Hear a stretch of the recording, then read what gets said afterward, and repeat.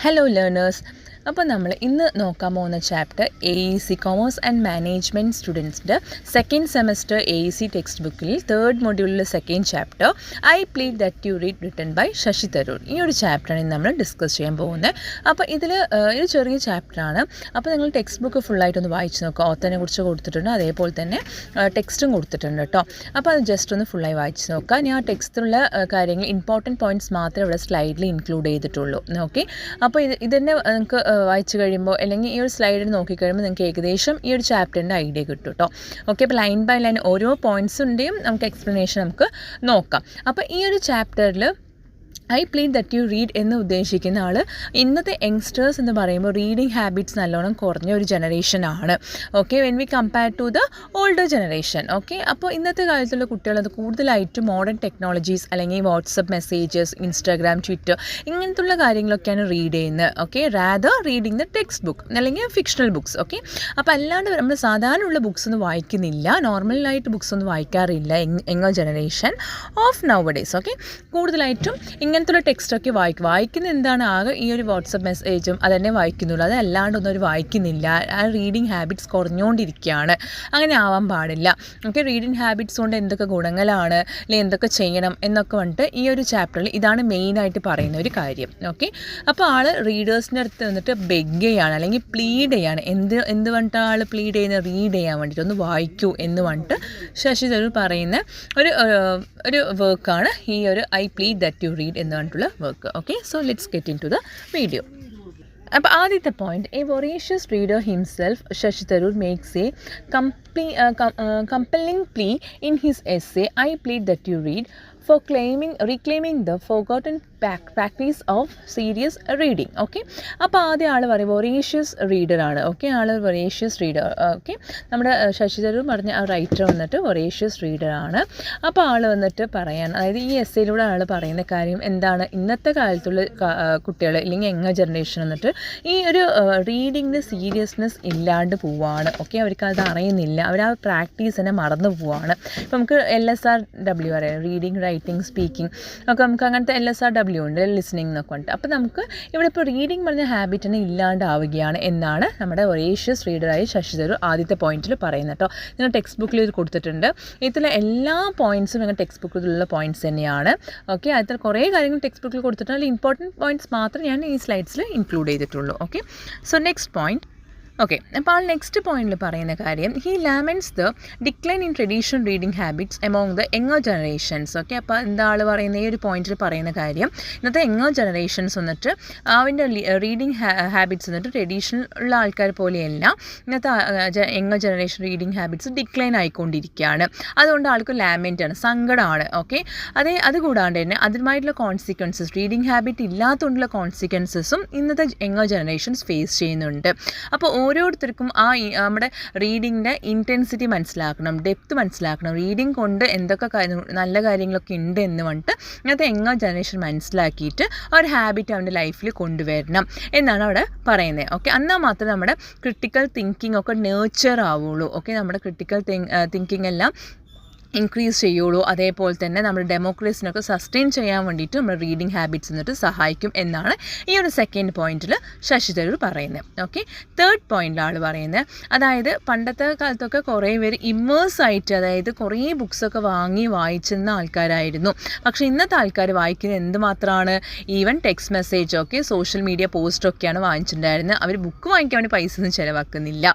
Okay, അവരതിന് വേണ്ടിയിട്ടൊന്നും വലുതായിട്ടൊരു importance കൊടുക്കുന്നില്ല. എന്തിനു വേണ്ടി? റീഡിംഗ് ഹാബിറ്റ്സിന് വേണ്ടിയിട്ട് അല്ലെങ്കിൽ റീഡിങ്ങിന് വേണ്ടിയിട്ട്. ഓക്കെ, അതേപോലെ ഫോർത്ത് പോയിന്റ് പറയുന്ന കാര്യം, ഇന്നത്തെ യങ്ങർ ജനറേഷൻസിൽ കൂടുതൽ ആൾക്കാരും അല്ലെങ്കിൽ many in the younger generations വന്നിട്ട് അവർ കൂടുതലായിട്ടും സ്കൂൾ റൂംസിലും അല്ലെങ്കിൽ സ്കൂൾ വർക്ക്സ്, ഹോം വർക്ക്, ഒക്കെ ടെക്സ്റ്റ് ബുക്ക് അത് മാത്രമേ വായിക്കുന്നുള്ളൂ.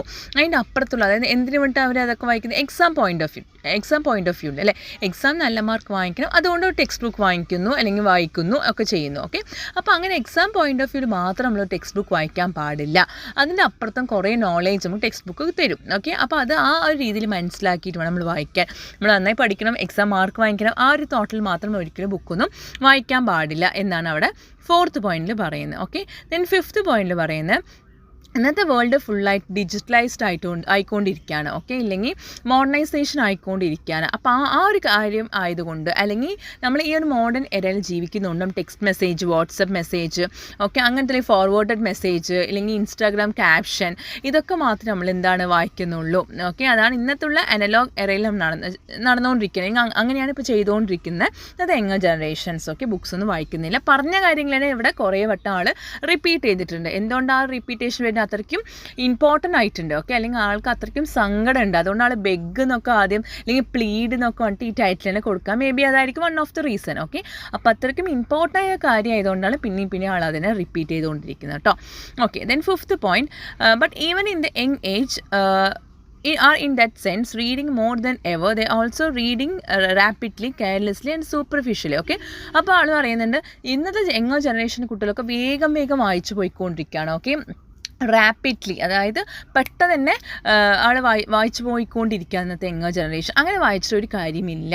ഓക്കെ, എവിടെയൊക്കെ പോസ് കൊടുക്കണ്ടേ, അല്ലെങ്കിൽ എവിടെയൊക്കെ നമ്മൾ കണ്ടിന്യൂ ചെയ്യേണ്ടത്, ആ കാര്യങ്ങളൊക്കെ മനസ്സിലാക്കി നമ്മൾ എന്താണോ ആ ബുക്കിൽ കൊടുത്തിട്ടുള്ള ആ കാര്യങ്ങളൊക്കെ നമ്മൾ മനസ്സിലാക്കിയിട്ട് വേണം വായിക്കാൻ. അല്ലാണ്ട് വേഗം വായിച്ച് തീർക്കണം പറഞ്ഞിട്ട് വായിച്ചു കഴിഞ്ഞാൽ ഡേഞ്ചറസ് ആണ് എന്നാണ് അവിടെ ആൾ പറഞ്ഞിട്ടുള്ളത്. ഓക്കെ, റാപ്പിഡ്ലി, കെയർലെസ്ലി, സൂപ്പർഫിഷ്യലി, ഈ 3 കാര്യങ്ങൾ ഒരിക്കലും വായിക്കുമ്പോൾ ചെയ്യാൻ പാടില്ല. അങ്ങനെ ചെയ്ത് കഴിഞ്ഞാൽ അതെന്തായി മാറും? ഡേഞ്ചറസ് ആയിട്ട് മാറും എന്നാണ് ഇവിടെ പറഞ്ഞിട്ടുള്ളത്. Okay, next point, the short attention span required and perpetuated by the digital era has led the scholar authors. Okay, next ആണ് സ്കോളർ ഓത്തേഴ്സിനെ കുറിച്ചാണ് അവിടെ പറയുന്നത്. ഓക്കെ, അതായത് ആ സ്കോളേഴ്സ് ഓത്തേഴ്സ്, അല്ലെങ്കിൽ അങ്ങനത്തെ കുറച്ചുകൂടി സ്കോളേഴ്സ് അല്ലെങ്കിൽ ഓത്തേഴ്സ്, ആ ഒരു റേഞ്ചിലുള്ള ആൾക്കാർ മാത്രം എന്താണ് ഇന്നത്തെ ആ ഒരു റീഡിങ് ഹാബിറ്റിന് ഇൻറ്റൻസിറ്റി മനസ്സിലാക്കിയിട്ട് വായിക്കുന്നുള്ളൂ. അവർ മറ്റ് കോൺഷ്യസ് ആയിട്ട് വായിക്കുന്നുള്ളൂ. അല്ലാത്ത ആൾക്കാർ, അതായത് ബുക്ക് വായിക്കണം എന്ന് വിചാരിച്ച് വായിക്കുന്ന ആൾക്കാർ മാത്രമേ അതൊക്കെ ഫുള്ളായിട്ട് വായിക്കുന്നുള്ളൂ.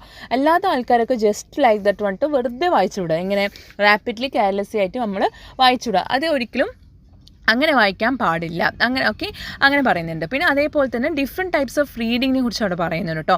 കോൺഷ്യസ് റീഡിംഗ് ഉണ്ട്, ഇമേഴ്സീവ് സ്ലോ റീഡിംഗ് ഉണ്ട്. അതൊക്കെ ജസ്റ്റ് നോട്ട് ചെയ്ത് വെക്കണം കേട്ടോ നിങ്ങൾ, എന്തൊക്കെ ടൈപ്സ് ഓഫ് റീഡിംഗ് ആണ് എന്നുള്ളത്. ആദ്യം പറഞ്ഞു, ആദ്യത്തെ നമ്മുടെ സ്ലൈഡിൽ പറഞ്ഞു ആൾ റീഡിംഗ് എന്താണെന്ന് പറഞ്ഞു അല്ലേ. പിന്നെ അതേപോലെ ഇന്നത്തെ മോഡേൺ എര എങ്ങനെയൊക്കെയാണ് റീഡിംഗ് യൂസ് ചെയ്യുന്നത് പറഞ്ഞു. നെക്സ്റ്റ് വന്നിട്ട് ആൾ പറയുന്നത് എന്തൊക്കെ ടൈപ്സ് ഓഫ് റീഡിംഗ് ഉണ്ട് എന്ന് പറഞ്ഞിട്ടുണ്ട് കേട്ടോ. സ്ലോ റീഡിംഗ് ഉണ്ട്, ലിറ്റററി റീഡിംഗ് ഉണ്ട്, നോൺ സ്ട്രാറ്റജിക്, അങ്ങനത്തെ ഓരോ different types of reading, long form reading ഉണ്ട്. ഓക്കെ, അങ്ങനെ ഓരോ ഡിഫറെൻറ്റ് ടൈപ്സ് ഓഫ് റീഡിംഗ് ഉണ്ട് എന്നാണ് പറയുന്നത്. ഈ റീഡിംഗ് എല്ലാം നമ്മൾ ഡേ ടു ഡേ ലൈഫിൽ നമ്മൾ പ്രാക്ടീസ് ചെയ്യണം, നമ്മൾ വായിച്ച് പഠിക്കണം എന്നാണ് അവിടെ പറയുന്നത്. Okay, then later scholars identify, പിന്നീട് കുറേ സ്കോളേഴ്സൊക്കെ ഐഡൻറ്റിഫൈ ചെയ്ത കാര്യങ്ങളാണ്. നമുക്ക് റീഡിംഗ് വായിക്കുന്ന സമയത്ത് നമ്മൾ ആദ്യം പറഞ്ഞു എക്സാമിന് വേണ്ടി മാത്രം വായിക്കുന്നവരൊക്കെ ഉണ്ട് അല്ലേ. അല്ലാണ്ട് എക്സാം പോയിൻ്റ് ഓഫ് വ്യൂ മാത്രം അല്ലാണ്ട് ഒരാൾ റീഡിംഗ് വായിക്കുന്നതുകൊണ്ട് എന്തൊക്കെ ഗുണങ്ങളാണ് ആൾക്ക് കിട്ടിയിട്ടുള്ളത്, അതാണ് ആ ഒരു പോയിന്റിൽ പറയുന്നത്. അപ്പോൾ അതൊന്നും ജസ്റ്റ് നോട്ട് ചെയ്യുക കേട്ടോ.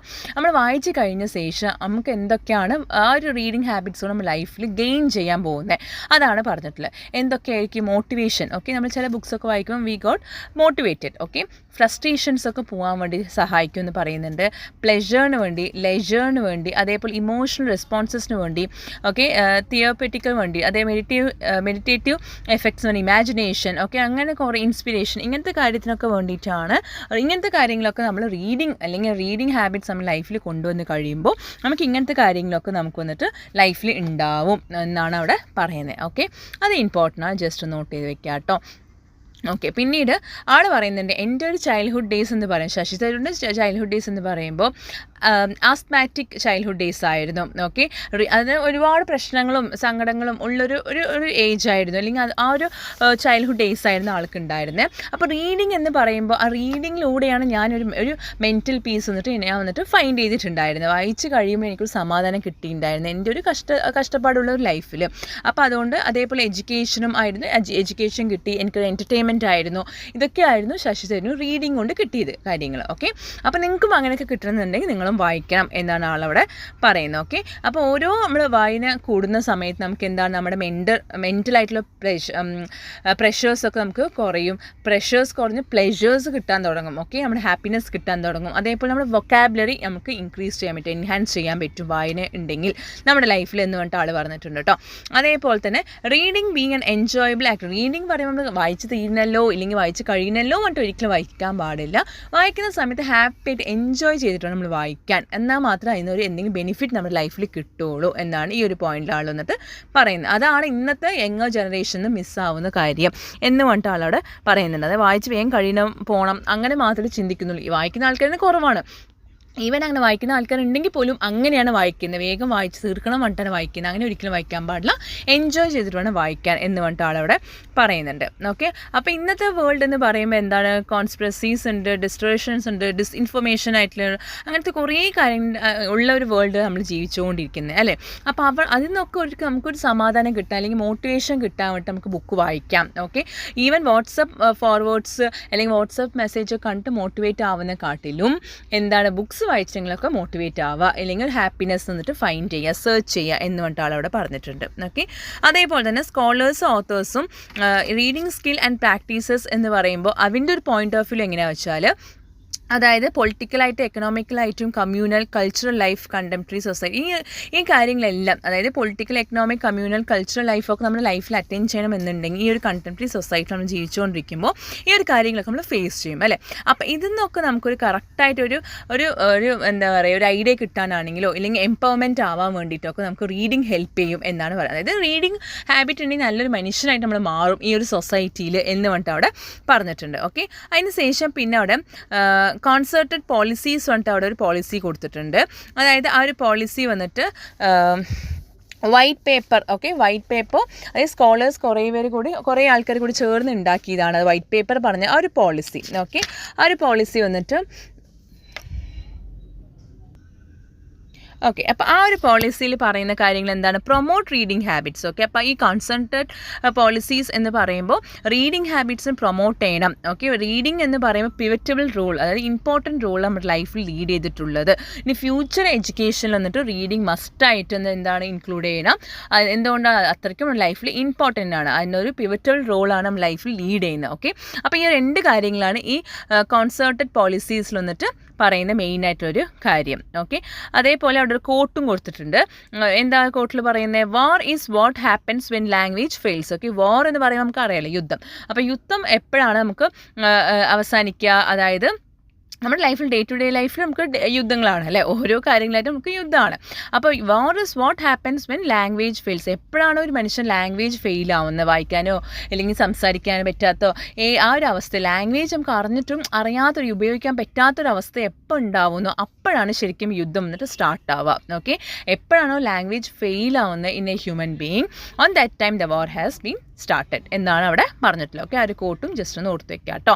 ഇനി ലാസ്റ്റ് അതേപോലെ തന്നെ സ്കോളേഴ്സ് കൊണ്ടുവന്ന നെക്സ്റ്റ് ഒരു കാര്യമാണ് വൈറ്റ് പേപ്പർ. ഓക്കെ, ആ വൈറ്റ് പേപ്പറിൽ വന്നിട്ട് ഒരു മാനിഫെസ്റ്റോ ആണ്. ഓക്കെ, ആ ഒരു മാനിഫെസ്റ്റോയിൽ വന്നിട്ട് റൈറ്റേഴ്സും പബ്ലിഷേഴ്സും റീഡേഴ്സും including myself here refers to the Shashi Tharoor. Okay, ഇവരെല്ലാം കൂടി ചേർന്ന് ഉണ്ടാക്കിയ ഒരു മാനിഫെസ്റ്റോ ആണ് വൈറ്റ് പേപ്പർ. ഓക്കെ, മാനിഫെസ്റ്റോ പറയുമ്പോൾ ഒരു പ്രോഗ്രാം അല്ലെങ്കിൽ അനൗൺസ്മെൻറ്റ് എന്നൊക്കെ നമുക്ക് പറയാം. ഓക്കെ, അപ്പോൾ അതിൽ മെയിനായിട്ട് പറയുന്ന കാര്യം എന്താണ്, അതായത് it's A global appeal to promote reading, something I have been doing anyway, by responding to the perennial request to teach audiences in a new word by replying with an old word read. Okay, അതായത് reading habits ഒക്കെ മനസ്സിലാക്കുക, എന്നിട്ട് globally അത് വന്നിട്ട് കൊണ്ടുവരിക. Okay, reading habits must ആയിട്ടുള്ള കാര്യമാണ് എന്നിട്ട് ഗ്ലോബലി കൊണ്ടുവരിക. പുതിയ കാര്യങ്ങളൊക്കെ റീഡിങ്ങിലുള്ള ഓഡിയൻസിനൊക്കെ ടീച്ച് ചെയ്ത് കൊടുക്കുക. ഓക്കെ, അപ്പോൾ എപ്പോഴും എന്തായിരിക്കും, പണ്ടത്തെ വേർഡാണ് റീഡ് എന്ന് പറയുന്നത്. ഓക്കെ, അത് എല്ലാ സമയത്ത് അതേപോലെ തന്നെ ആയിരിക്കും. പണ്ടും റീഡ്, ഇപ്പോഴും റീഡ് തന്നെ, ഫ്യൂച്ചർ റീഡ് തന്നെയായിരിക്കും. ഓക്കെ, ടു റീഡ് എന്നാണ് ഇമ്പോർട്ടൻ്റ് ആയിട്ടൊരു കാര്യം ലൈഫിൽ. അപ്പോൾ റീഡിങ് ഹാബിറ്റ് ഒരിക്കലും നമ്മളെന്താണ് വിടാൻ പാടില്ല. ഏതൊരു ജനറേഷൻസ് ആണെങ്കിലും നമുക്ക് എന്താണ് റീഡിങ് വന്നിട്ട് ഇമ്പോർട്ടൻ്റ് ആണ്. ഓക്കെ, എന്നാണ് ഇവിടെ മെയിനായിട്ട് നെക്സ്റ്റ് പറയുന്ന ഒരു പോയിന്റ്. ഓക്കെ, അവസാനമായിട്ട് ആൾ പറയുന്നുണ്ട്, in the same way the manifesto does that Margaret Atwood. Next ഓത്തറിൻ്റെ ഒരു കോട്ടും കൂടെ അവിടെ കൊടുത്തിട്ടുണ്ട് കേട്ടോ. അതായത് അതിൽ പറയുന്നത് എന്താണ്, if they are no young readers and writers. Okay, ഇപ്പോൾ യങ് റീഡേഴ്സ് ഇന്നത്തെ ജനറേഷൻ വായിച്ചില്ലെങ്കിൽ യങ് റീഡേഴ്സും റൈറ്റേഴ്സും തന്നെ ഒന്നും ഉണ്ടാവില്ല.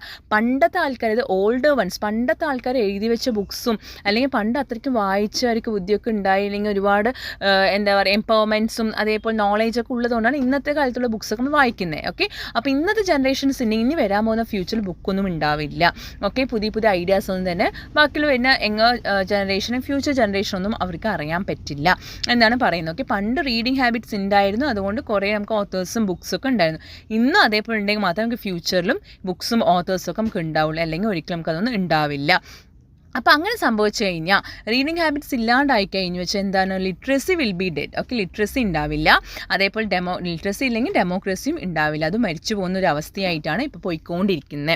അത് ഇമ്പോർട്ടൻ്റ് ആയിട്ടൊരു ഇഷ്യൂ ആണ്, നമ്മുടെ വേൾഡ് ഫേസ് ചെയ്തുകൊണ്ടിരിക്കുന്ന ഇമ്പോർട്ടൻറ്റ് ഇഷ്യൂ എന്നാണ് മാർഗരറ്റ് ആറ്റ്വുഡ് പറഞ്ഞ ഒരു റൈറ്റർ എന്നിട്ട് കോട്ട് ചെയ്ത് ആ ഒരു കോട്ടിൻ്റെ meaning. Okay, if you want to save democracy encourage next generation to read. Okay, അപ്പോൾ നിങ്ങൾക്ക് ഡെമോക്രസി വേണം, ലിറ്ററസി വേണം എന്നുണ്ടെങ്കിൽ ഇന്നത്തെ ജനറേഷൻ നിങ്ങൾ എന്താണ് എൻകറേജ് ചെയ്യുക. എന്നാൽ മാത്രമേ നമുക്ക് ഇനി ഫ്യൂച്ചർ ജനറേഷനിൽ വന്നിട്ട് കുറേ നമുക്ക് ഇതേപോലെ തന്നെ ഓത്തേഴ്സും സ്കോളേഴ്സും ഒക്കെ നമുക്ക് കിട്ടുകയുള്ളൂ, കുറേ ബുക്സൊക്കെ പബ്ലിഷ് ആയിട്ട് വരുള്ളൂ എന്നാണ് ഇവിടെ പറയുന്നത്. ഓക്കെ, അപ്പോൾ ഇതൊക്കെയാണ് ഇതിൽ ഇമ്പോർട്ടൻ്റ് ആയിട്ടുള്ള പോയിൻറ്റ്സ്. അപ്പോൾ ബുക്കൊന്ന് ജസ്റ്റ് ഒന്ന് ത്രൂ ഔട്ട് ഒന്ന് വായിച്ച് നോക്കുക, അതിൽ ഇമ്പോർട്ടൻറ്റ് പോയിൻറ്റ്സ് ഒക്കെയാണ് ഇതിലിട്ടിട്ടുള്ളത്. ഓക്കെ, അപ്പോൾ നിങ്ങൾക്ക് എക്സാം പോകുന്ന മുമ്പ് ഏകദേശം ഈ പോയിൻറ്റ്സ് ഒക്കെ നല്ലപോലെ ഒന്ന് വായിച്ച് മനസ്സിലാക്കി പോയി കഴിയുമ്പോൾ തന്നെ നിങ്ങൾക്ക് അത്യാവശ്യം മാർക്കൊക്കെ ഈ ഒരു ചാപ്റ്റർ നിങ്ങൾക്ക് സ്കോർ ചെയ്യാൻ പറ്റും കേട്ടോ. ഓക്കെ, എന്തെങ്കിലും ഡൗട്ട്സ് ഉണ്ടെങ്കിൽ നിങ്ങൾ കമൻറ്റ് സെക്ഷനിൽ നിങ്ങൾക്ക് പോസ്റ്റ് ചെയ്യാം. Okay, thank you. അതേപോലെ വീഡിയോ ഇഷ്ടപ്പെട്ട് കഴിഞ്ഞാൽ ലൈക്ക് ചെയ്യുക, ഷെയർ ചെയ്യുക, സബ്സ്ക്രൈബ് ചെയ്യുക എൻ്റെ ചാനൽ. Okay, thank you.